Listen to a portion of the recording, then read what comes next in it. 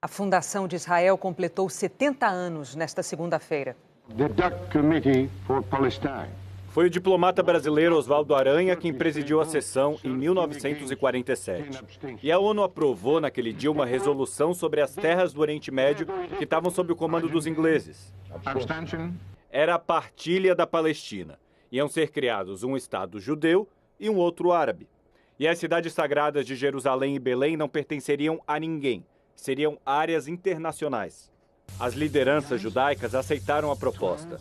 E no dia 14 de maio de 1948, há exatos 70 anos, David Ben-Gurion proclamou a fundação do Estado de Israel. Mas os árabes não aceitaram. E logo no dia seguinte, Iraque, Líbano, Egito e Síria invadiram o recém-criado país. Esse conflito durou 2 anos, causou 20 mil mortes e uma migração em massa.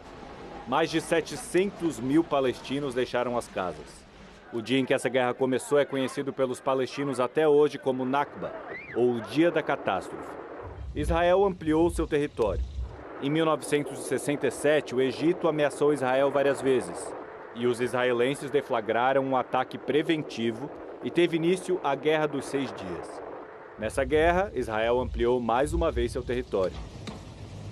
Tomou a faixa de Gaza, a península do Sinai, as colinas de Golã, a nascente do Rio Jordão e a Cisjordânia, assumindo o controle total de Jerusalém.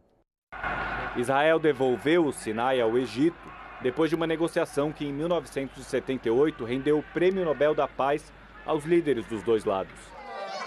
Em 2005, Israel retirou colonos e as últimas tropas da faixa de Gaza. No ano seguinte, o Hamas venceu as eleições legislativas palestinas e assumiu o controle da faixa de Gaza. Israel então impôs um bloqueio ao território, restringindo a entrada de suprimentos. Na Cisjordânia, controlada pela autoridade palestina, os israelenses há 50 anos constroem assentamentos que são considerados ilegais pelas Nações Unidas. Aqui na ONU, a Palestina tem o status simbólico de Estado observador. Não tem direito a voto. 137 nações, incluindo o Brasil, consideram a Palestina um país. Mas na prática, os palestinos não têm um governo soberano e nem controle sobre as próprias fronteiras.